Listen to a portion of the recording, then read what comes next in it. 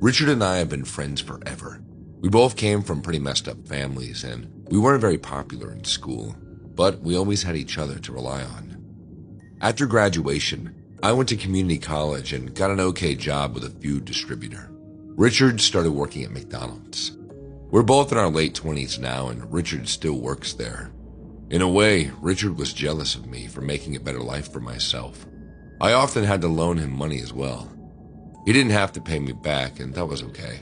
He was still a good friend.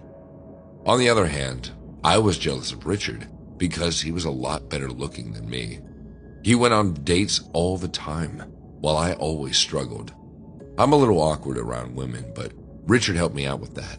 He gave me confidence. He was always my wingman whenever we went out. And most importantly, he set me up with a couple of his female friends. Last month, he introduced me to this great girl. Her name was Rachel, and she was really out of my league. Without Richard, I never would have had a chance with her. After 2 dates, I knew that Rachel was one I was meant to be with.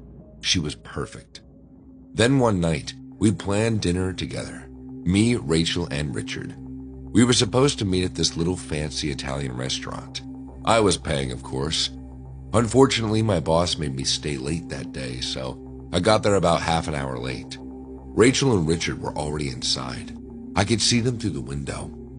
They were smiling and laughing. I immediately felt jealous. He was trying to take her from me, and it was working. I watched through the window as he pulled out a single rose and handed it to her. She accepted it and kissed him on the cheek.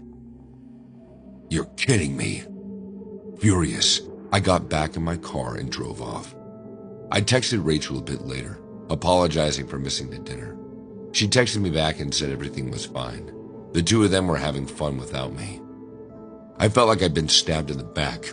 I thought about calling Richard, but I didn't have the nerve. The next day, I was even angrier than before. All I could think about was that stupid rose. How could my best friend betray me like that? He knew how much I liked Rachel, and he just couldn't let me have her. After fuming for hours, I got in my car and drove straight to McDonald's. I knew Richard would be there, but I didn't know what to do when I arrived. I entered through the back door into the kitchen. Richard was alone, assembling burgers and cooking fries. Hey man, what are you doing here?" Seeing his smiling, handsome face made me even angrier. He acted like he didn't do anything wrong. "You gave her a rose," I screamed. "What? You want Rachel for yourself? Well, you can't have her." He was too shocked to say anything.